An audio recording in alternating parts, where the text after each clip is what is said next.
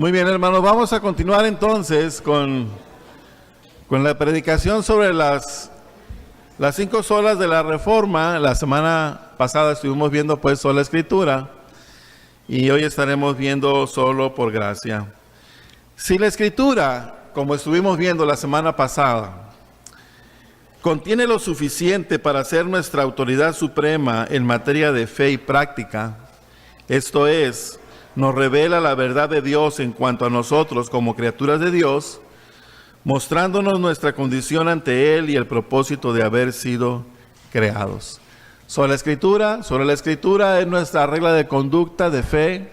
Entonces, ¿qué dice la Escritura respecto a Dios, respecto al hombre, respecto a nuestra condición ante Él y respecto al propósito por el cual fuimos creados?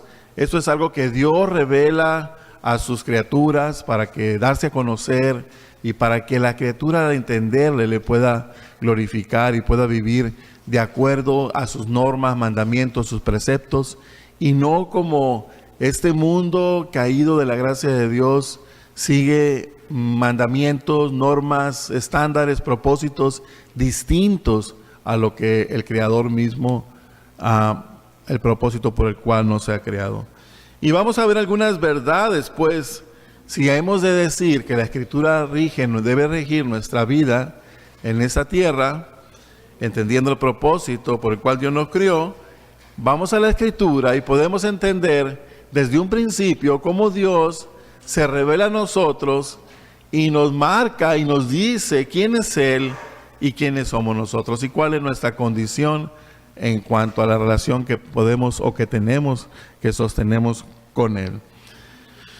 Vamos a ver verdades, algunas de las verdades que nos señala la Escritura. ¿Qué nos dice la Escritura respecto a nosotros? Pues nosotros decimos que andamos bajo este principio, sola Escritura. ¿Qué dice la Escritura?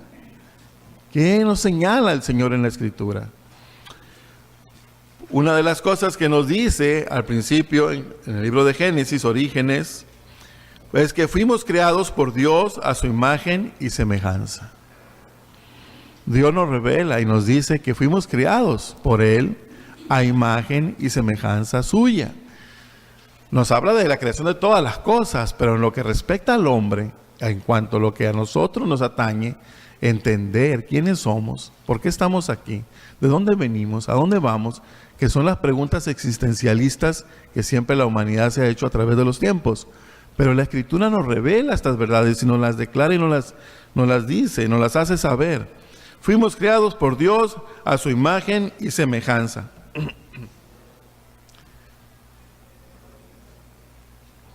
Ahora, en la Escritura leemos y nos dice que Él nos dio la tarea de multiplicarnos, de llenar la tierra y sojuzgarla junto con todas las criaturas que en ellas hay. Nos creó a su imagen y semejanza, y una de las cosas que representa la imagen es que somos representantes de Dios, debemos reflejar su gloria, como Él es el que gobierna, el soberano, nos encarga como mayordomos administrar esta creación en la tierra, ¿verdad? Junto con todas las cosas que en ellas creó, tanto todas las cosas que existen, como los animales, los peces, las bestias, las aves, todas las cosas. Estableció leyes que gobiernan su creación. Podemos darnos cuenta que el Señor estableció leyes y puso al sol para que alumbre de día y puso a la noche a la luna para que alumbre de noche y las estrellas para también guiarnos por las estaciones del año y todas estas cosas. Determinó leyes naturales como la gravedad. Él hizo a criaturas que pueden desplazarse por el aire, por los cielos. También Él creó criaturas que pueden desplazarse debajo del agua. Y siempre Él estableció límites y reglas, leyes que gobiernan nuestra vida y la vida de las criaturas. Recordemos, Él es el creador. Como creador, Él es el libre absoluto. Él no se debe a nada de las cosas creadas. Aseidad es el atributo de Dios que nos dice que existe por sí mismo y no necesita nada para vivir. Somos nosotros, las criaturas, los que Dios nos ha creado con libertad limitada. No podemos tener una libertad absoluta, pues somos criaturas y nos debemos a esas leyes donde el Señor nos estableció. Son cosas que la Escritura, podemos ver en la Escritura y aprender en la Escritura estas verdades. Él nos crió para que tuviéramos una relación con Él, para que disfrutemos de su presencia, dándonos pues una ley moral solamente a nosotros los hombres, bueno, la humanidad, hablando en términos de humanidad. Nos dio la ley moral solamente a nosotros, no se lo dio a los animales ni a ninguna otra cosa creadas, solamente a nosotros, donde nos pide obediencia y establece las consecuencias de no hacerlo. Y esta ley la vemos del principio, de todos los frutos, del fruto de todos los árboles que hay en el huerto podéis comer, le dijo Adán. Pero del fruto del árbol del conocimiento del bien y del mal no comeréis de él, porque el día que de él comas ciertamente morirás. Esta es la ley que le dio a los primeros padres, a los primeros hombres, la primera humanidad. Y después la resume el Señor a través de los tiempos. Podemos resumir la ley como la paga del pecado es la muerte. Amén. Esa es la ley que el Señor nos da y quiere que la obedezcamos, y al obedecerla tenemos comunión con Él porque participamos en sus mandamientos, pero al desobedecer hay consecuencias. ¿Qué pasó entonces? Nuestros primeros padres, Adán y Eva, desobedecieron y sufrieron las consecuencias de esta ley, contaminando con ello a toda la humanidad posterior. Nacemos ya con esa tendencia natural, contaminados, con esa naturaleza caída, de una tendencia natural hacia el pecado. Y aunque no conocemos, por ejemplo, los bebés, los niños chiquitos, que todavía no conocen y no entienden del pecado, son pecadores, pues hacen las cosas y las podemos ver. Una de las cosas más marcadas en los niños, por ejemplo, que vemos, es el egoísmo, que viene de este principio natural, aún en los hombres como en los animales, que es el instinto mismo de supervivencia, las cosas para mí, tengo sed y quiero esto y quiero lo otro. Dale, mi hijo, dale a tu hermanito o a tu primo de los dulces que te dieron. Y vemos una reacción natural. Los niños a veces no quieren, son egoístas por naturaleza, tienen esa tendencia, y por eso vemos ahí pues esa contaminación. Lo vemos, estamos no solamente en la Escritura, sino también lo podemos ver en nuestra vida misma, estos principios bíblicos de los cuales nos habla pues la Escritura. Como criaturas de Dios caídas de su gracia por el pecado, tenemos la necesidad pues de la salvación. Y la gente pregunta a veces cuando les compartimos el arrepentimiento para que vengan y puedan ser salvos, y muchas veces nos dicen, ¿salvos de qué? Pues al no conocer la ley y sus consecuencias, y no al no conocer su condición, se cuestionan, ¿salvos de qué? ¿De qué debo salvarme? Y nosotros aquí en la Escritura podemos entender que la salvación, necesitamos la salvación debida a la ley que Dios estableció, las consecuencias que la ley establece, porque la paga del pecado es la muerte. Entonces no hay quien pueda pagar este precio. De hecho lo van a pagar, ¿no? Lo vamos a pagar o lo van a pagar. Nosotros ya, gracias a Dios, disfrutamos de esas cosas porque ya hubo alguien que pagó por nosotros. Pero no hay quien pueda pagar el precio y seguir viviendo, pues el precio es la vida misma, es la vida muerte. Entonces, ¿cómo solucionamos ese problema? ¿Cómo solucionar, cómo salir vivos ante esta ley que nos condena a la muerte, y no solamente física, sino muerte eterna? ¿Cómo? Solamente Dios, en su sabiduría y misericordia, establece un plan de salvación para la humanidad, para que podamos ser salvos de estas consecuencias de la ley. Dios ha establecido una manera, un plan de salvación para que el hombre sea salvo. Y Él quiere que todos los hombres vengan al conocimiento de la verdad, al conocimiento de este plan de salvación. Eso es el deseo de Dios, ese es el anhelo de Dios, que la gente venga. Pero ¿qué pasa? como vamos a entender ahora. La gente no puede ni quiere. ¿Por qué? Porque como leímos ahorita, están muertos en sus delitos y en sus pecados. Y vamos a meditar un poquito sobre esta verdad y las implicaciones que conlleva.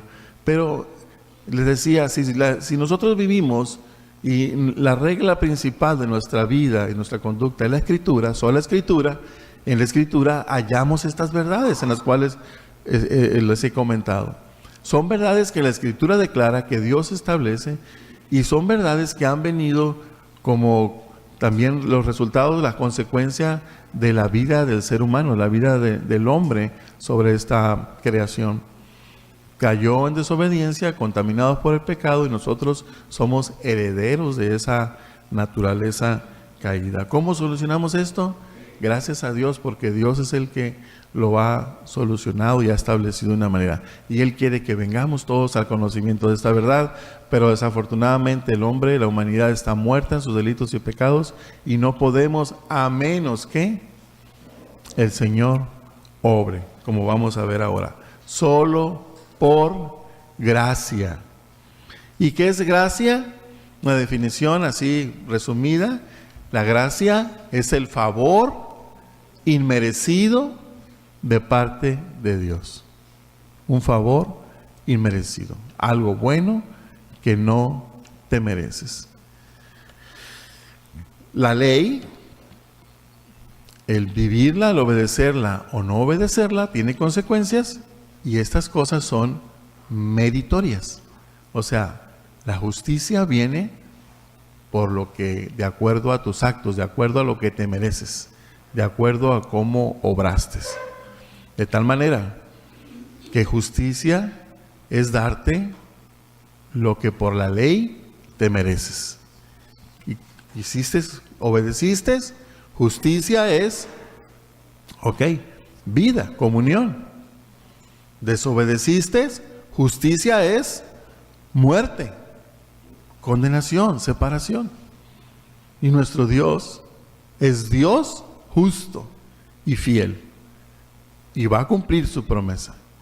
Y parece ahorita que no sucede nada.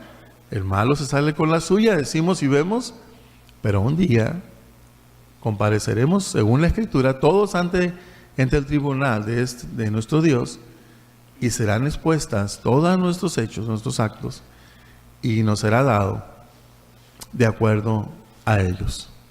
Justicia de acuerdo a la ley, lo que tú actuaste, lo que tú hiciste. Y si Adán y Eva, por el pecado de haber comido de un fruto, de un árbol prohibido, fueron expulsados del Edén, muerte espiritual, y posteriormente murieron físicamente, ¿cuántos pecados tenemos nosotros? ¿Y qué tipo de pecado todavía? Dios es fiel, Dios es justo, y lo más maravilloso de nuestro Dios revelado en la Escritura es que Él es santo. Y la Escritura dice que Él es santo, santo, santo. Él es puro y perfecto.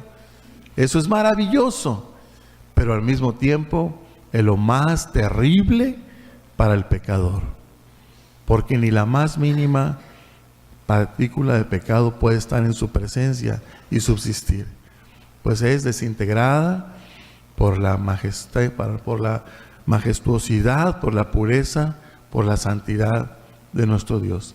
Terrible cosa entonces para el pecador, un Dios santo, santo, santo. Pero Él también es amor y misericordia, que por definición la misericordia es no darte lo malo que por la ley te mereces. Eso es misericordia. Y es inmerecida, como la gracia, no es por méritos.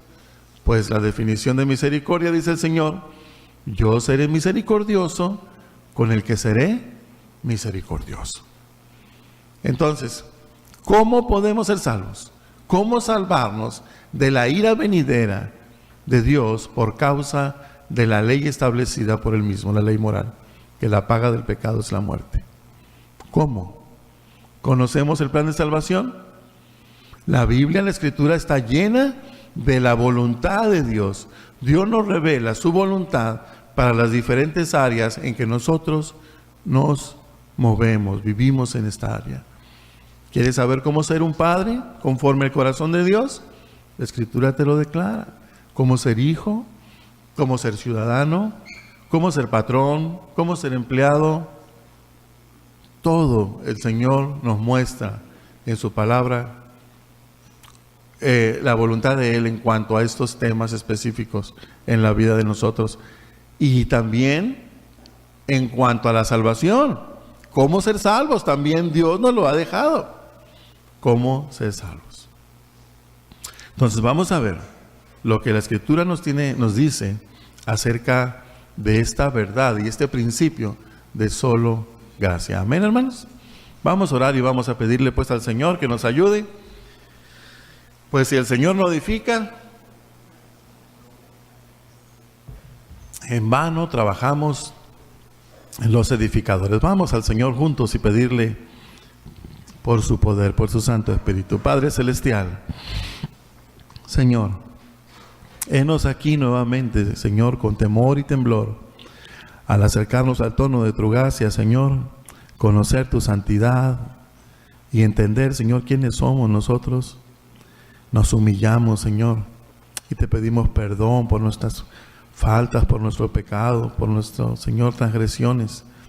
Declaramos, Señor, que contra ti, solo contra ti hemos pecado. Señor, pero también entendemos, Señor, tu misericordia, tu gracia, tu amor, tus promesas, Señor, tu fidelidad. Y clamamos a ti, Señor, por estas promesas preciosas que nos has dejado. Que si confesamos nuestro pecado, tú eres fiel y justo para perdonarnos y limpiarnos de toda maldad. Así pues, Señor, confiando en tu perdón, en la sangre preciosa de nuestro Señor y Salvador Jesucristo derramada en el Calvario, la cual nos cubre, Señor, nos acercamos a ti también con confianza, Señor, con necesidad de ti. Abre nuestra mente, nuestro corazón, Señor, háblanos a través de tu palabra, en el poder de tu Santo Espíritu, y podamos crecer juntos, Señor, en el conocimiento tuyo, entender tu plan de salvación y saber, Señor, que es solo por tu gracia, solo por tu carácter, Señor, solo por la expresión de tu carácter hacia nosotros. Gracias pues, Señor, y te pedimos estas cosas en el nombre precioso de tu Hijo amado Jesucristo. Amén.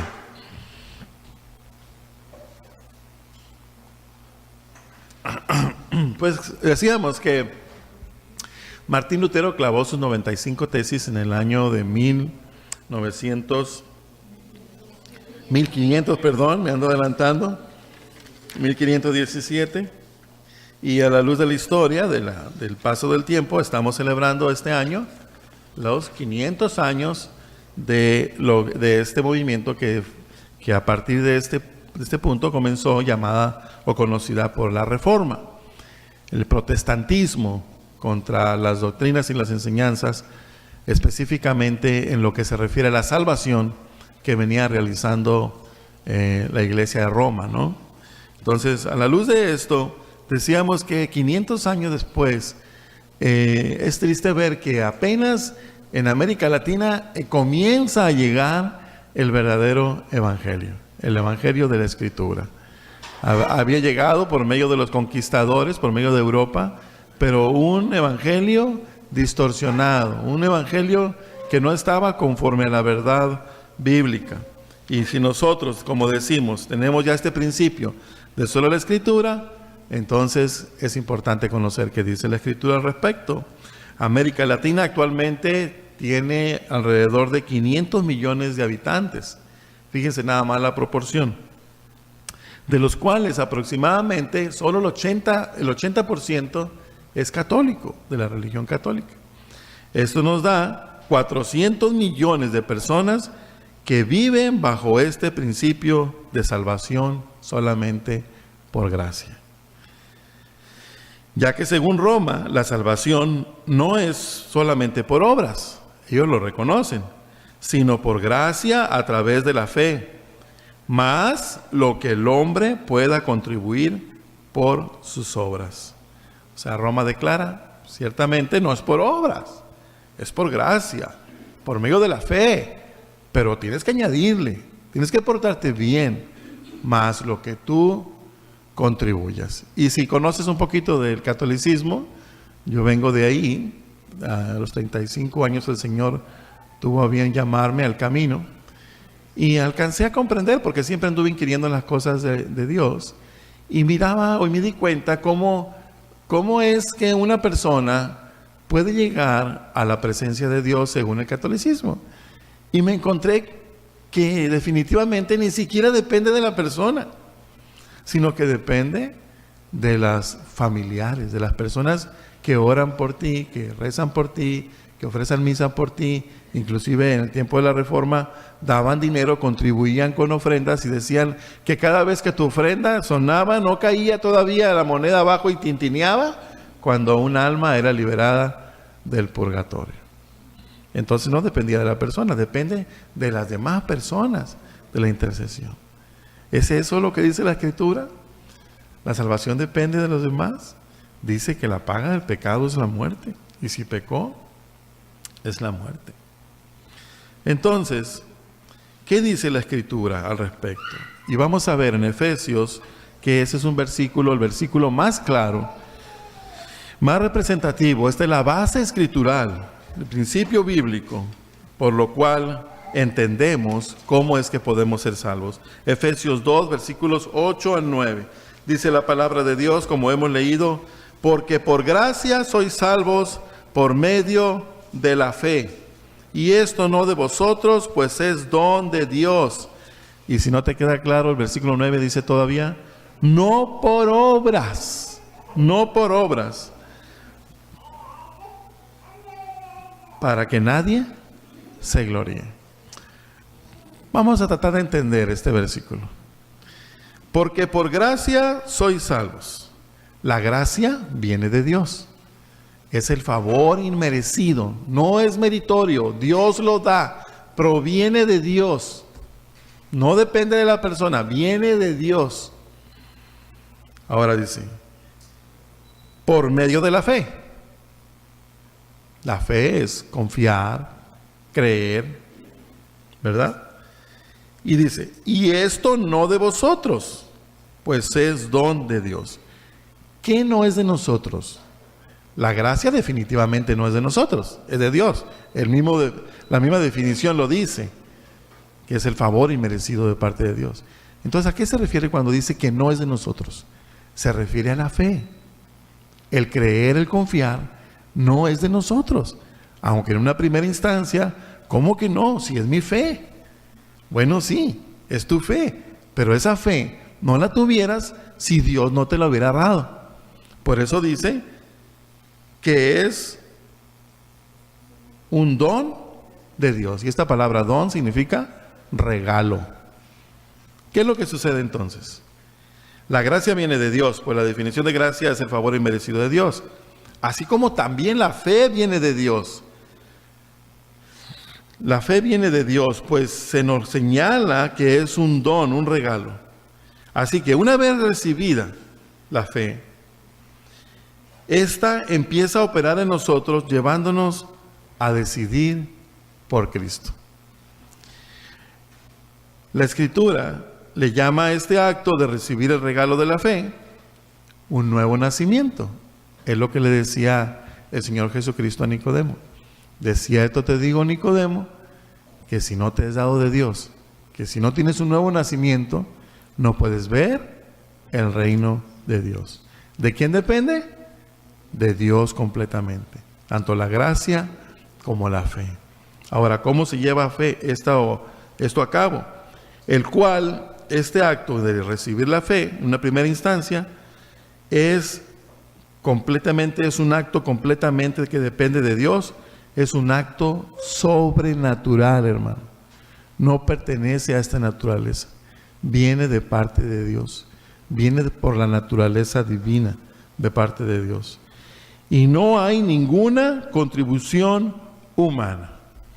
La base escritural, Efesios 2, 8 y 9, tiene muchas otras escrituras que soportan y que establecen o que nos llevan a una mejor comprensión de esto. Como nos lo dice el apóstol Juan en su Evangelio, Juan capítulo 1, versículo 12 y 13, que no lo sabemos de memoria, ¿verdad? Dice la Escritura en Juan 1:12: mas a todos los que le recibieron, a los que creen en su nombre, les dio potestad de ser hechos y a una primera instancia parece que dependió de la persona decidir o creer, confiar o recibirle, ¿verdad? Pues aquí lo está diciendo. Mas a los que le recibieron, a los que creen en su nombre, les dio potestad de ser los hijos de Dios. Pero miren el versículo 13, lo cual aclara, da claridad al pasaje en cuanto a lo que tú tienes que interpretar. Los cuales, o sea, estos que recibieron y que creen en el Señor, no son engendrados de sangre, ni de voluntad de carne, ni de voluntad de varón, sino de Dios. Es un acto sobrenatural que Dios lleva a cabo en el pecador. El Espíritu Santo, Dios mismo, viene a la persona y pone en él ese deseo, esa necesidad, porque ahora está vivo espiritualmente, de desear las cosas de Dios, el cual lo inclina y lo lleva a Cristo. Una fe, una confianza, una creencia, no es sola, sino que aplica a la persona de Cristo, el cual conocemos que es el Salvador. Entonces viene la persona, en la primera instancia Dios da ese poder, ese primer, digamos, hálito de vida, así como cuando nacemos físicamente, el bebé respira por medio del cordón umbilical y al nacer físicamente a este mundo, lo primero que hace es que toma una bocanada de aire y nace, ¿no? Lo cual le permite el aliento de vida y que posteriormente le va a dar esa oportunidad de seguir desarrollándose, creciendo.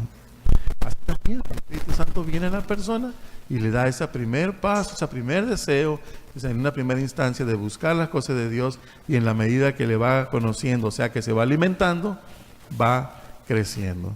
Y ahora sí, es una fe que crece y es la fe de la persona, pero es una fe que fue dada o engendrada de parte de Dios. ¿Nos queda claro?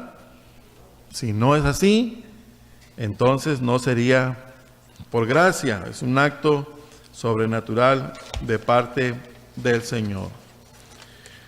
La salvación por gracia es exclusiva del cristianismo. Hay muchas religiones. Cuando la gente no tiene ese principio de sola escritura, entonces ¿en qué basan sus creencias? O sus principios, o sus normas de vida. Pues la basan en una serie de distorsiones que se han venido dando, pues que están fundamentadas en cosas que pues no son de Dios, no corresponden a la verdad de Dios. Están viviendo una mentira de vida, porque hay un solo creador, hay un solo Dios verdadero, y este determinado su voluntad, sus normas, sus propósitos en la Escritura. Los demás son ciertamente dioses, pero no son dioses creador, son dioses creados por el hombre. Son ídolos que el hombre ha hecho, personas que han caminado por este mundo mostrando una filosofía, una forma de vida diferente a la Escritura, pero que ha tenido seguidores y que se van haciendo masas que lo siguen y que creen estas cosas distorsionadas. El Señor nos previno y nos dijo: cuídense de los lobos, porque tienen apariencia de piedad, pero son lobos rapaces que quieren devorar el rebaño, a las personas, sacar provecho. Y al lobo, hermano, luego lo conocemos, se le ve el colmillito, las orejitas o la cola. Luego le vemos cuando tienen un propósito de sacarnos algo, ¿no? De exprimirnos o de aprovecharse de nosotros. Pero el Señor dijo, y yo creo que es lo más peligroso, lo más difícil de entender o conocer, pero también dijo: cuídense de los ciegos. ¿Y sabes por qué es más difícil de conocerlos? Porque de verdad tienen buenas intenciones. te quieren ayudar sinceramente, pero sinceramente están equivocados y sinceramente van a un abismo, dice el Señor, y junto con ellos los que le siguen. El cristianismo, pues, es el único religión que habla de la salvación por gracia. Hay otras religiones, no existe ninguna otra religión, todas proponen que la salvación requiere un esfuerzo humano. Solo el cristianismo dice que es solamente por gracia. Tenemos de ahí algunas de las religiones con más prosélitos, con más seguidores.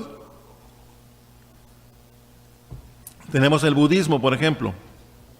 Según el budismo, hay 8 pasos para llegar a la meta. Y esta meta, lo dice Buda, es un esfuerzo humano donde dice que el alma vive encapsulada en el cuerpo. El alma egoísta que busca nomás la satisfacción propia está encapsulada en este cuerpo, y este cuerpo no le permite la liberación hacia el todo, como un cosmos, como una fuerza donde todos pasan a ser parte de ella, siempre y cuando pues logras esos 8 pasos. Por sí, de hecho, esto viene siendo como una forma de ateísmo, porque no hay un Dios, habla de una fuerza o de algo así. También está el hinduismo.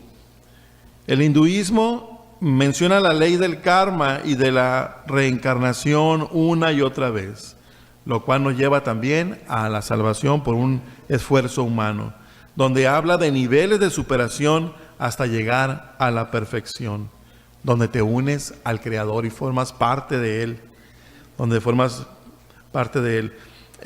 por cierto, el cristianismo sostiene la personalidad individual de los seres, en que estando con Dios, conserva pues esa esencia individual de un ser. O sea, vamos con Dios y tenemos comunión con Dios, pero seguimos siendo seres con personalidad, con carácter. Contrario al hinduismo, ellos dicen que forma parte de Dios, pasan a ser un ser con Dios. Son de las cosas que habla. También tenemos el judaísmo. Dentro de esto también está el judaísmo, que aunque es el pueblo escogido por Dios, se mantienen en un esfuerzo humano por la salvación en las obras infructuosas de la ley. Cuando dice la Escritura que por las obras de la ley nadie podrá ser salvo, sino que la ley fue dada para mostrar el pecado, ¿verdad? Entonces ellos se mantienen en el antiguo pacto dado por Dios a través de su siervo Moisés, donde decía que el que viva los mandamientos, vivirá. Pero Dios lo dio para mostrarles que nadie puede. ¿Quién puede cumplir los mandamientos? Nadie. Y por eso le da la ley de los sacrificios. Y de ahí Dios estaba proyectando ya una figura de la realidad que iba a ser en Cristo Jesús. La necesidad de un sustituto, de un vicario, de alguien que pague el precio, que si tú lo pagas no puedes vivir, pero si alguien paga por ti, entonces ya es otra cosa. Es como cuando muchos han dicho que es como cuando vamos a un restaurante y disfrutamos una buena comida, y cuando vas a pagar, no te dicen, no señor, es que es gratis. No, te dicen, el precio ya fue pagado. Alguien pagó el precio por ti. No fue gratis, y fue costoso, pues requiere la vida misma del ser que pague. Ese es el judaísmo también, basado en un esfuerzo humano. Tenemos, por último, el Islam. El Islam nos menciona reglas que cumplir, y eso también viene a caer en un esfuerzo humano. Según el Islam, tu vida hay un balance entre las obras buenas que hiciste y las obras malas, y depende de la balanza si eres salvo o no eres salvo. Y pues venimos y caemos en el cristianismo, del cual está la Escritura, Cristo como el Salvador. Se atreve el cristianismo a ofrecer el amor de Dios en forma incondicional, o sea, la gracia.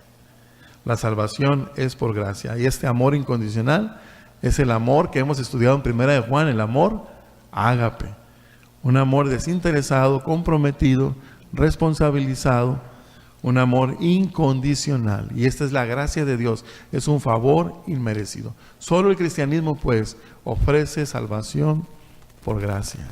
Las demás religiones te presentan reglas, normas, pero basadas en un esfuerzo humano y depende, pues, de la persona. Que, por cierto, el cristianismo humilla al ser humano, pues lo deja fuera de la ecuación en cuanto a la salvación.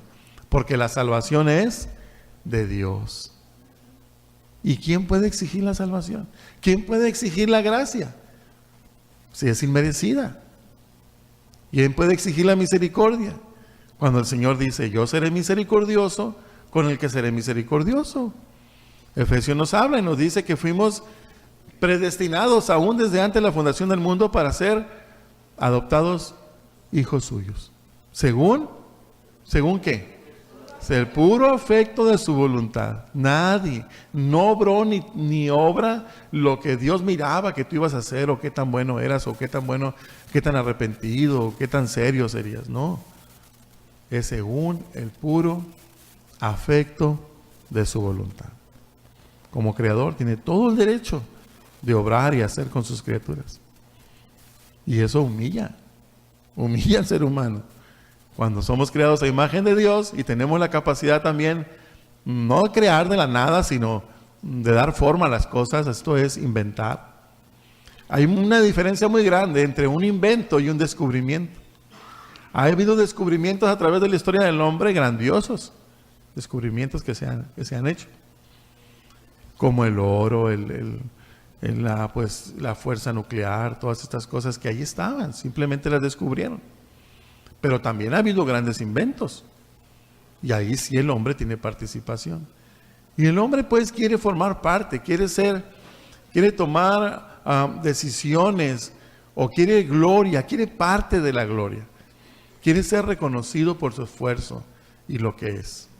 Y de por sí ya somos criaturas maravillosas, pues somos creados a imagen de Dios. Pero debemos tener ese concepto cada uno de sí mismo, el que debemos de tener. Y siempre considerando al hermano, como dice la Escritura, como superior a nosotros mismos. Considerando al Creador. Somos criaturas, pues no somos creadores. Amén, hermano. Ahora, ¿por qué tiene que ser por gracia? ¿Por qué la salvación tiene que ser por gracia? Efesios capítulo 2, versículos del 1 al 5, podemos encontrar ahí unas razones. Vamos a volver a este pasaje.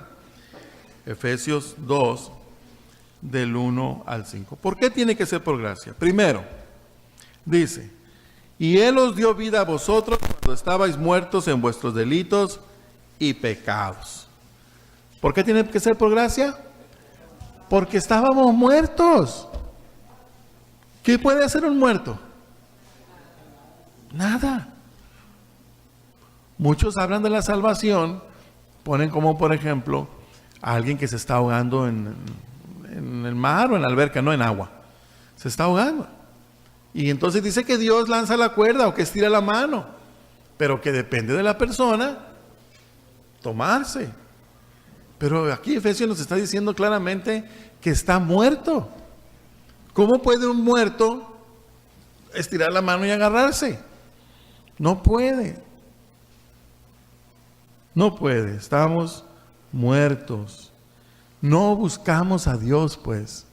La gente está inmersa en la filosofía del ser de este mundo, cautiva en esa esfera, en ese mundito donde se desarrolla, satisfaciendo sus placeres, que puede ser dinero, puede ser poder, posesiones, tantas cosas que el mundo ofrece, o los placeres de la carne, y está ahí dando vueltas, y no desea a Dios, pues Él quiere para Él, como los hoyos negros en el espacio.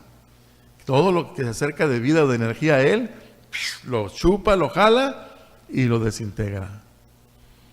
Contrario al egoísmo, está el amor, como este astro del cosmos que es el Sol, el cual irradia energía, pero al ir, la energía que da vida, pero al dar vida Él se va consumiendo. Entonces se da por los demás. El mundo no quiere darse por los demás. El mundo quiere las cosas para él. Y así éramos nosotros también. Dice aquí el versículo 2. Dice, en los cuales tuvisteis en otro tiempo, siguiendo la corriente de este mundo, conforme al príncipe de la potestad del aire, el espíritu que ahora opera en los hijos de desobediencia. Y ahí tenemos el punto número 2. ¿Por qué tenía que ser por gracia? Primero, porque estábamos muertos y era imposible una acción de parte de nosotros. Segundo, porque vivíamos conforme a la corriente de este mundo, conforme a la voluntad del diablo. O sea, el príncipe de la potestad del aire es Satanás. Pero el Señor nos adoptó en su tiempo. Nos adoptó, éramos hijos de ira, como dice ahí, hijos de desobediencia. Pero ahora somos hijos de Dios. Y ya les he mencionado, ¿cómo que somos hijos de Dios? Si la Escritura dice que Dios nomás tiene un hijo, el unigénito del Padre. ¿Quién es? Cristo, nuestro Señor Jesucristo. Entonces, ¿cómo es que somos hijos de Dios si Dios nada más tiene un hijo? Pues Efesios nos dice, Pablo nos dice en Efesios, hijos adoptados, adoptados por gracia. No se lo merecían, no lo merecíamos.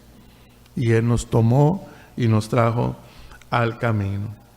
Punto número 2, pues, porque vivíamos conforme a la corriente de este mundo, estábamos inmersos en esas cosas y tan metidos que ni siquiera levantábamos la cabeza para ver si había algo más. Ahí estamos. Es Dios en su misericordia, cuando trae un detonador en nuestra vida, Él usa de hecho las cosas adversas generalmente, y es cuando podemos estar sensibles a escuchar, a estar dispuestos a recibir, cuando hermanos comparten la semilla del Evangelio y que el Señor hace germinar en nosotros. Y punto 3 también, por cómo vivíamos. Nos desviamos, estábamos desviados de toda en lo que correspondía a buscar a Dios o desear a Dios. Y hay otros textos en la palabra que nos habla al respecto. Vamos a ir a Isaías 64, versículo del 5 al 7. También otra escritura nos habla sobre eso. Isaías 64, versículos del 5 al 7.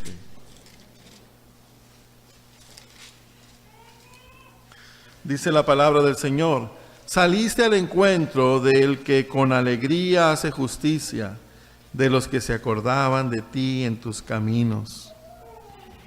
He aquí, tú te enojaste porque pecamos. En los pecados hemos perseverado por largo tiempo. ¿Podremos acaso ser salvos? Si bien todos nosotros somos como suciedad, y todas nuestras justicias como trapo de inmundicia, y caímos todos nosotros como la hoja, y nuestras maldades nos llevaron como viento. Nadie hay que invoque tu nombre, que se despierte para apoyarse en ti, por lo cual escondiste de nosotros tu rostro, y nos dejaste marchitar en poder de nuestras maldades. Tremendo, ¿no? La declaración que está haciendo, y una verdad absoluta para aquellos que sin la gracia de Dios perseveran en las cosas que el mundo ofrece y en las necesidades que la concupiscencia de sus corazones les llama o quieren. También Isaías, aquí en Isaías, en el capítulo 6, versículo 5, cuando tenemos a Isaías ante el trono, una manifestación de la gloria de Dios, fíjense lo que dice Isaías, que el cual era uno de los hombres, el más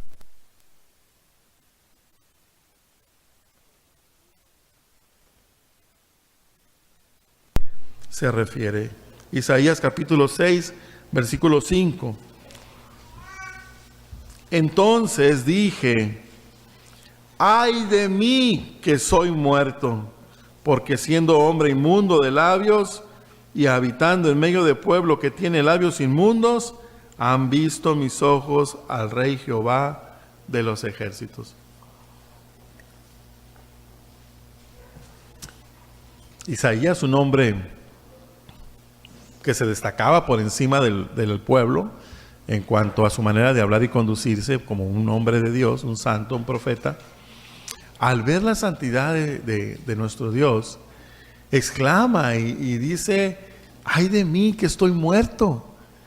Al verse ante la majestuosidad del Señor, reconoce su persona como algo que no es digno de estar en su presencia. Esa es la situación de el mejor hombre que estaba en esos tiempos. ¿Cómo? Y en aquellos tiempos no había tanta maldad. Ahora la maldad está creciendo tremendamente. El diablo está ganando mucho terreno en los diferentes ámbitos de la vida del ser humano, en la familia, en la sociedad, en áreas como la cuestión sexual, todo esto.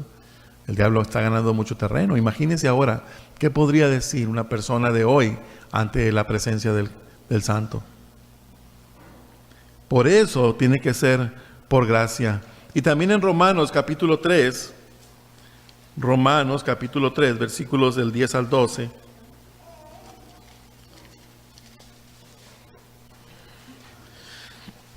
Y esa es una referencia también al Antiguo Testamento. Dice: como está escrito, no hay justo ni aún uno, no hay quien entienda, no hay quien busque a Dios. Todos se desviaron, a una se hicieron inútiles, no hay quien haga lo bueno, no hay ni siquiera uno. Y el versículo 18, no hay temor de Dios delante de sus ojos. Y parece una fotografía de la sociedad actual. No hay quien busque a Dios. Hermanos, y es algo tan decepcionante que aún los que conocemos, los que hemos sido objeto de la gracia y la misericordia de Dios, los que hemos conocido el carácter, la persona y el plan de salvación de Dios, pues su evangelio ha resplandecido en nuestra mente y nuestro corazón y podemos comprender y disfrutar estas verdades. Nos apartamos y nos desviamos. Nosotros, los hijos adoptados. ¿Qué será el mundo sin Dios y sin temor de Dios? Llevados y movidos a la concupiscencia de sus corazones, realizando toda retracción de su mente perversa, como dice Pablo en Romanos 2. Y Dios los entrega a esas mentes reprobadas. Y pretendiendo ser sabios, se hacen necios, perseverando y dando vueltas, viviendo cotidianamente en esas cosas. Hermanos, ¿cuánto necesitamos del poder del Señor en nuestras vidas? ¿Cuánto necesitamos que el Señor nos avergüence, hermano? Y que nuestra mente siempre esté latente la cruz de Cristo. Recordar el precio tan grande que Él pagó por ti y por mí y por todos aquellos que ponen su fe en Él. Un precio grande. Él sufrió el castigo por nosotros. Y hay una película de Mel Gibson actual que habla de la pasión de Cristo, no sé si la vieron, pero según los historiadores dicen que esas escenas representativas con el Vía Crucis, cuando el Señor es flagelado y castigado, es lo más cercano que se hace, es lo más cerquitas que se ha aproximado pues a la realidad de aquellos tiempos. Estos látigos con unas puntas con metal que desgarraban la carne. Algo terrible. No sé, yo no la pude ver. Estas áreas no las pude ver. Porque ya era cristiano en ese tiempo. No sé si tú las puedes ver. Pero hay otras cosas que no son acorde a la Escritura. Pero esa parte, la parte del Vía Crucis, es lo más representativo que se ha filmado, dando a entender la cruda realidad de aquellos tiempos del castigo. Es algo que pues debería avergonzarnos, de que recordar el precio que el Señor pagó y nosotros todavía jugando como esos bebés, niños malcriados, que fuimos adoptados, pero todavía queremos andar manoseando el estilo de vida anterior. Hijos de desobediencia, hijos de ira, que andábamos conforme a la voluntad del diablo y a los deseos de nuestra carne. Hermanos, hay que hacer a un lado eso, esforzarnos, porque realmente sí es algo que menosprecia la gracia de nuestro Señor. Ahora la razón de la salvación, según estos versículos también en Efesios 2, del 1 al 5. ¿Cuál es la razón por la cual Dios nos salva? Fíjense, ¿qué vemos?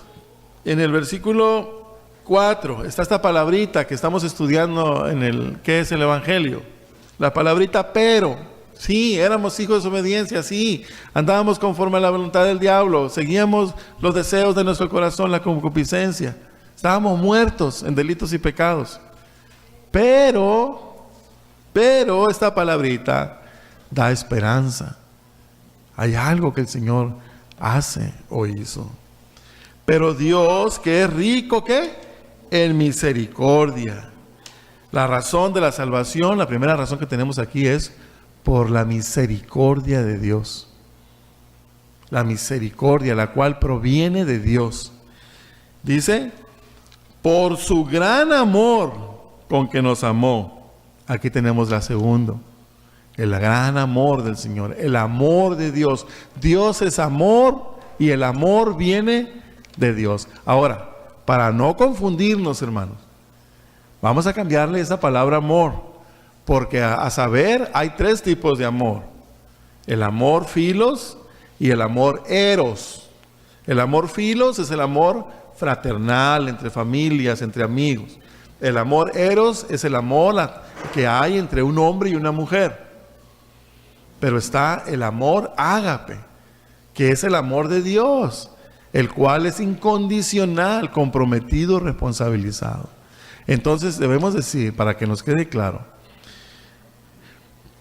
por su gran ágape con que nos agapeó, ese amor incondicional que no se debió a que como el amor natural de nosotros, vemos a una persona, vemos a nuestra novia, los que ya vivimos esa etapa, y nos sentimos atraídos. ¡Wow! Yo me enamoré de esta mujer. Por cierto, nosotros somos los que nos enamoramos. Ella no nos enamora. Somos nosotros los que nos enamoramos. Los que nos rendimos, los que nos damos a buscar la necesidad de la pareja. Ese no es el amor de Dios. El amor de Dios no es que haya visto a una persona y que haya dicho, ¡wow! ¡Qué hermoso es esta criatura! Al contrario, ¿saben qué dice la Escritura? Que lo vil y lo menospreciado del mundo escogió Dios. Los negritos en el arroz. Ahí pudiéramos decir, ese amor incondicional, pobrecito, está tan feo que ni la sociedad lo acepta, ¿no?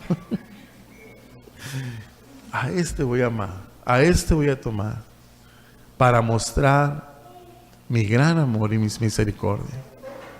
Ese es el amor incondicional, el amor ágape, que viene solamente de Dios. Y por último, versículo 5, aún versículos 5 y 7, dice, pero aún estando nosotros muertos en pecados, nos dio vida juntamente con Cristo, por gracia sois salvos. Por gracia sois salvos, al igual que el versículo 8, porque por gracia sois salvos, como hemos leído. Otra razón por la cual de la salvación de Dios hacia el pecador es por su gracia, por su favor inmerecido.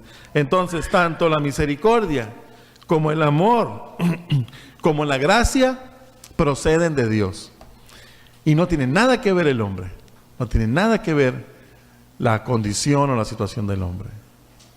Es solamente por la gracia, un favor inmerecido de parte de Dios. El hombre queda excluido, fuera de todo. Entonces, ¿cuáles son las contribuciones de las obras? ¿En qué sirven nuestras obras? Entonces, ¿dónde queda el valor de nuestras obras para la salvación? Romanos capítulo 11, versículos 5 y 6. Romanos capítulo 11, versículos 5 y 6. Dice la Escritura, así también aún en este tiempo ha quedado un remanente escogido por gracia. Y si por gracia, ya no es por obras. De otra manera, la gracia ya no es gracia. Y si por obras, ya no es gracia. De otra manera, la obra ya no es obra. ¿Entendemos lo que dice?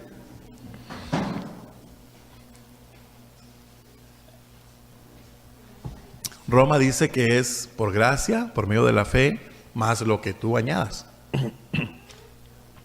Pero la Escritura dice que no es así. La Escritura está diciendo o es por gracia o es por obras. Porque tanto una como la otra son excluyentes. No puede estar una juntamente con la otra. O es por gracia o es por obras. La gracia implica por definición un don o regalo inmerecido. Y las obras también por definición es algo digno de recompensa, o meritorio. Así es que, por gracias o por obras, pero no combinadas. Las obras quedan excluidas. ¿En qué contribución tienen nuestras obras para la salvación? Ninguna. ¿Por qué? Porque la gracia excluye las obras, así como las obras excluyen la gracia. Tú trabajas en una empresa y te pagan, pero te pagan porque te lo mereces. No te lo pagan por gracia. Te lo pagan porque es tu salario, son tus obras, son tus hechos. Y por eso te lo pagan. ¿Verdad? Entonces quedan completamente excluidas. Y ¿cuáles son las características de la gracia de Dios? Algunas de las características de la gracia de nuestro Señor. Según Lucas 4:24 al 27. Vamos a ir a ver este pasaje. Aquí vamos a aprender algo interesante. ¿Qué pretende Dios? ¿O cuál esta característica de la gracia de Dios? Lucas 4, versículo 24 al 27. Lucas capítulo 4, versículo 24 al 27. Dice la palabra de Dios. Y añadió: de cierto os digo, que ningún profeta es acepto en su propia tierra. Y en verdad os digo que muchas viudas había en Israel en los días de Elías, cuando el cielo fue cerrado por 3 años y 6 meses, y hubo una gran hambre en toda la tierra. Pero a ninguna de ellas fue enviado Elías, sino a una mujer viuda en Sarepta de Sidón. Y muchos leprosos había en Israel en tiempo del profeta Eliseo, pero ninguno de ellos fue limpiado, sino Naamán el sirio. De aquí podemos ver que la gracia de Dios es soberana. Una de las características de la gracia de Dios es que es soberana. Él es el rey y el rey puede hacer soberanamente las cosas que Él desea. Claro que nuestro Señor es rey, pero no rey como rey humano, sino un rey divino que por su naturaleza Él es justo y jamás actuaría de forma injusta. Él da de acuerdo a su gracia y su misericordia. ¿Qué quiere mostrar aquí Dios a su pueblo? Les está hablando y les está diciendo que es Dios el que elige según su voluntad y quiere dárselo a entender al pueblo. Quiere que el hombre entienda eso, que es Dios y Él el que hace según su voluntad. Y por eso les dice, Elías fue enviado, pero no fue enviado a ninguna viuda en Israel, sino fue enviado a la viuda de Sarepta. ¿Se acuerdan de aquella ollita que sacaba y no se secaba nunca? ¿Y por qué no a una judía? Fue enviada a una extranjera. Y también cuando sanó Eliseo los leprosos, dice que había en Israel el tiempo del profeta muchos leprosos, pero ninguno fue limpiado, sino Naamán el sirio. ¡Oh Dios, nosotros somos tu pueblo! ¿Por qué a él, no nosotros? Pudiera reclamar, pero Dios es soberano y lo quiere mostrar, y lo mostró. Ahora, ¿cuál fue la respuesta del hombre ante la gracia soberana de Dios? Ahí mismo los versículos 28 y 29. Fíjense lo que el hombre quiso hacer. Al oír estas cosas, versículo 28, Lucas 4, 28. Al oír estas cosas, todos los de la sinagoga se llenaron de ira. Y levantándose le echaron fuera de la ciudad y le llevaron hasta la cumbre del monte sobre el cual estaba edificada la ciudad de ellos para despeñarle. Mas él pasó por el medio de ellos y se fue. ¿Cuál fue la reacción de ellos? Ira, enojo, decepción, rechazo, todas estas cosas ante la gracia soberana de Dios que humilla al hombre, pues lo deja fuera de la ecuación de la salvación. Tremendo. También está otro pasaje que nos habla de esto en Romanos capítulo 9, versículo 9 al 18. Vamos a ir a esa escritura. Romanos 9, versículos 9 al 18. Vamos también aquí a ver cómo Dios está mostrando su soberanía en cuanto a la elección por gracia. Versículo Romanos capítulo 9, versículos 9 al 18. Porque la palabra de la promesa es esta: por este tiempo vendré y Sara tendrá un hijo. Y no solo esto, sino también cuando Rebeca concibió de uno, de Isaac, nuestro padre, pues no habían aún nacido, ni habían hecho aún ni bien ni mal, para que el propósito de Dios conforme a la elección permaneciese no por las obras, sino por el que llama. Se le dijo: el mayor servirá al menor. Como está escrito: a Jacob amé, mas Esaú aborrecí. ¿Qué pues diremos? ¿Que hay injusticia en Dios? De ninguna manera. Pues a Moisés dice: tendré misericordia del que yo tenga misericordia, y me compadeceré del que yo me compadezca. Así que no depende del que quiere ni del que corre, sino de Dios que tiene misericordia. Porque la Escritura dice a Faraón: para esto mismo te he levantado, para mostrar en ti mi poder y para que mi nombre sea anunciado por toda la tierra. De manera que de quien quiere tiene misericordia, y al que quiere endurecer, endurece. ¿Quién es este? Nuestro Dios soberano. Puede hacer conforme a Él le plazca. ¿Quién merecía en los hijos de Isaac, Esaú y Jacob? ¿Quién merecía recibir la bendición? Esaú, pues es el que había nacido primero. Pero desde antes de que naciera, dijo que el mayor iba a servir al menor. A Esaú amó, mas a Isaac aborreció. A Jacob, a Esaú. A Jacob amé y a Esaú aborrecí. Qué tremendo, ¿verdad? La elección de parte de Dios confirma y dice: misericordioso con el que va a ser misericordioso. ¿Cuántas veces, hermanos, nosotros no hemos orado por nuestra familia y quisiéramos que toda la familia viniera a los pies del Señor? Y quisiéramos que el Señor tuviera misericordia, y está bien. Debemos pedir la misericordia del Señor por ellos. Pero no sabemos quiénes son, quiénes sí, quiénes no. Por eso nuestro llamado debe ser a todos, y debemos proclamar el Evangelio para todos. Y mientras haya vida, hermano, hay esperanza. Aún en el lecho de muerte, el Señor puede darle vida a nuestros familiares. Y tenemos testimonios, hermanos que han compartido, sus padres, sus madres, en el lecho de muerte. Han visto en ellos esa aceptación de parte de ellos del Señor. Esas muestras de arrepentimiento, de paz. Es el Señor soberano. Ahora, según 2 Corintios 12:9, ¿qué encontramos sobre la gracia? Otra característica de la gracia de Dios.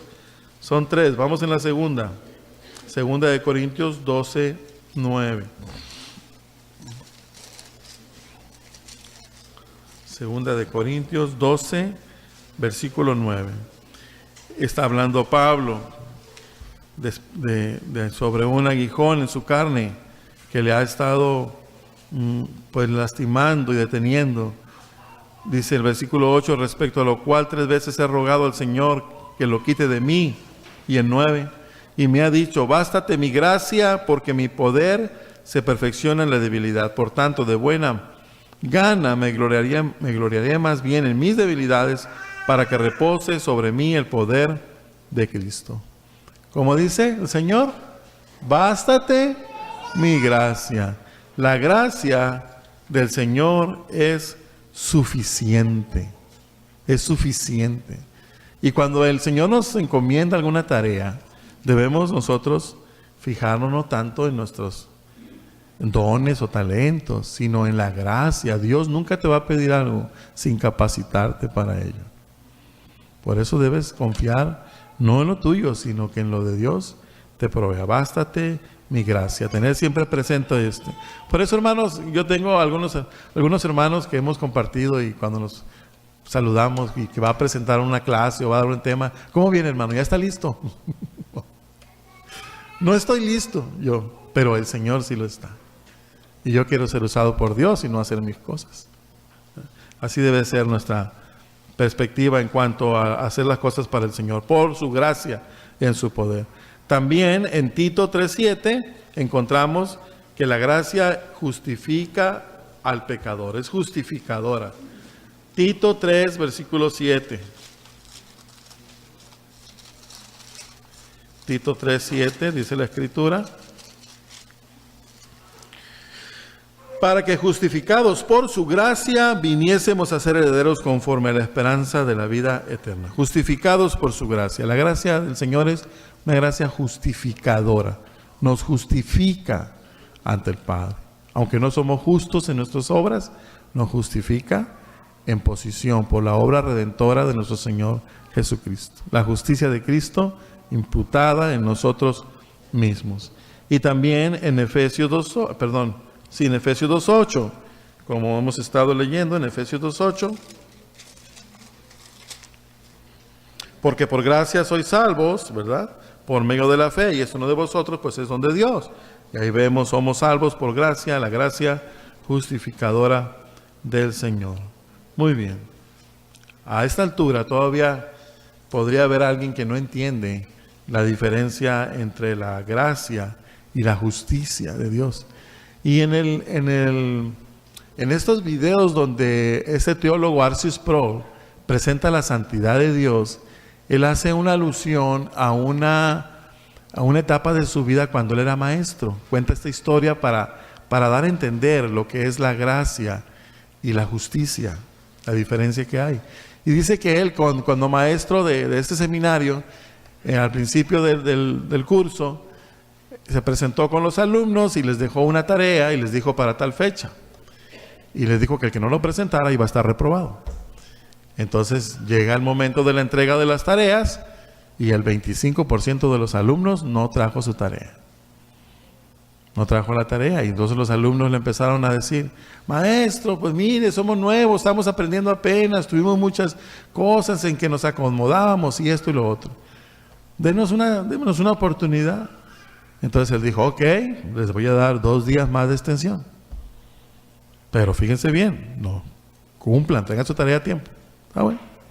Volvió a pedir otro trabajo de tarea, y en la siguiente ocasión presentaron, vino la fecha de presentación de las tareas, y dice Sproul que en esta ocasión el 50% no trajo las tareas. Y le empezaron a rogar: maestro, profesor, por favor, mire que tuvimos esto, tarea de química y tarea de esto otro, y pues no pudimos hacerlo. Por favor, denos una extensión. Bueno, está bien, voy a darles esta extensión por esta última vez, pero hagan su tarea. Y les dio 3 días de extensión. Pasó el siguiente trabajo por entregar, llegó la fecha en que lo iban a entregar, y el 75% de los alumnos no trajo sus tareas. Pero ya venían con otra actitud. Dice que le decían: profesor, hombre, luego se la entregamos, no hay problema. Un día más, un día menos. Como quiera lo hacemos. Y entonces ya vio la actitud de él, dice, que agarró la lista y dijo: a ver, Juan, ¿traes tu tarea? No. F, reprobado. Luis agarró la lista y empezó a preguntar: ¿traes tu tarea? No, reprobado. ¿Tú traes tu tarea? No, reprobado. La tercera vez que dijo eso, alguien se levantó de los alumnos y dijo, levantando la mano: eso no es justo, dijo. No es justo. ¿No es justo? ¿Quién fuiste tú que dijo eso? ¿Carlos? ¿No es justo? ¿Quieres justicia? ¿Trajiste tu tarea? No, reprobado. Y si mal no recuerdo, el primer trabajo tampoco trajiste tu tarea, ¿verdad? No, reprobado también en ese primer trabajo. ¿Alguien más quiere justicia?, preguntó él. Dando a entender, no pidas justicia, y mucho menos a Dios. No le pidas justicia a Dios, porque no vaya a ser que te la dé, hermano. Y si no la da, se va a abrir un hoyo en la tierra, un abismo, y caeríamos ahí. Porque por la justicia de Dios, por la ley de Dios, estamos fritos, estamos condenados. No hay nadie que se salve. Por los méritos no hay nadie que se salve. Es solamente por su gracia. La motivación, y con esto terminamos, la motivación de Dios para nuestra salvación en Efesios 2, 4, 7. 2 versículos del 4 al 7. ¿Qué motivó a Dios para nuestra salvación? De hecho lo estuvimos viendo ahorita.